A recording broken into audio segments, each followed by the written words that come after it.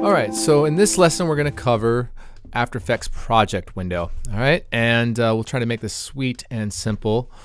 First of all, let's point out that your project window sits in your left-hand corner of your screen in the software.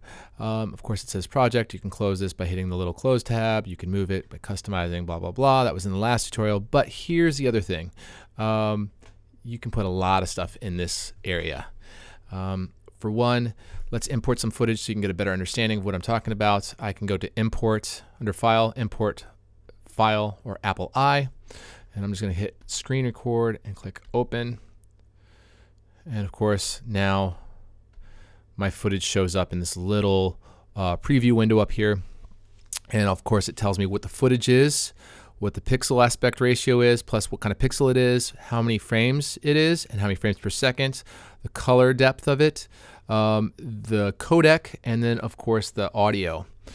Underneath that, there's a little search area where you can actually look for footage within your project window. So this could have hundreds and hundreds and hundreds of files in here, and you want to find something, you would click it in here and type enter, and you should hopefully find it.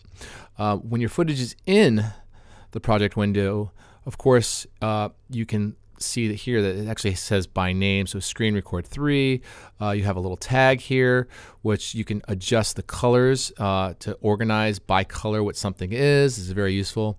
Next to that, of course, is the type, what kind of type of file it is.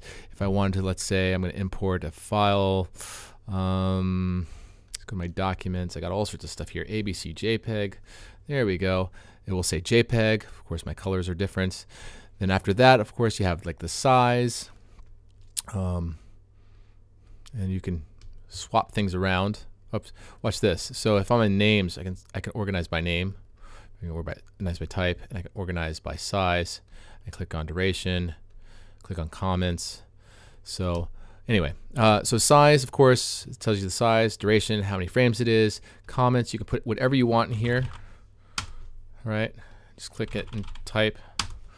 And then the path. This is the path where the software actually, or not the software, but where your footage actually lives. All right.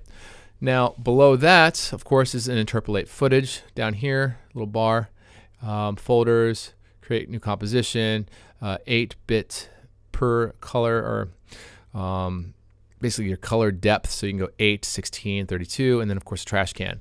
The deal with this is if you want to change your footage's frame rate, you would do that by clicking on the footage itself, hitting Interpolate Footage, and you can control your frame rates in here. You can also control your color management, your fields up and down, and also what kind of pixels you're using.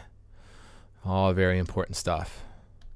Next would be the folder, of course. You can just put whatever you want in there. You just click on your footage and you can drag it in there. You can and you can click on this little arrow to open up the folder, close it.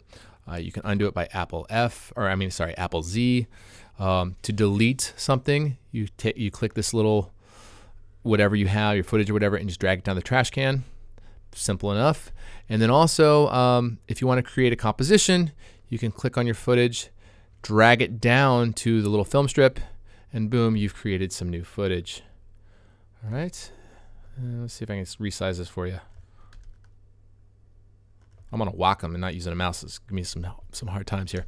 And finally, there's this little bar here that allows you to go back and forth in your footage, because sometimes your screen just gets filled with your composition in your timeline, and you're like looking at, well, what was that file, or what was that frame distance, and where was that file located? That helps you there. If, let's say, an alternative is, let's say it's completely filled up here, you'll have another bar here that'll allow you to go through that as well. So that covers the project panel. I hope you learned something, and stick around. We'll have some more for you coming soon.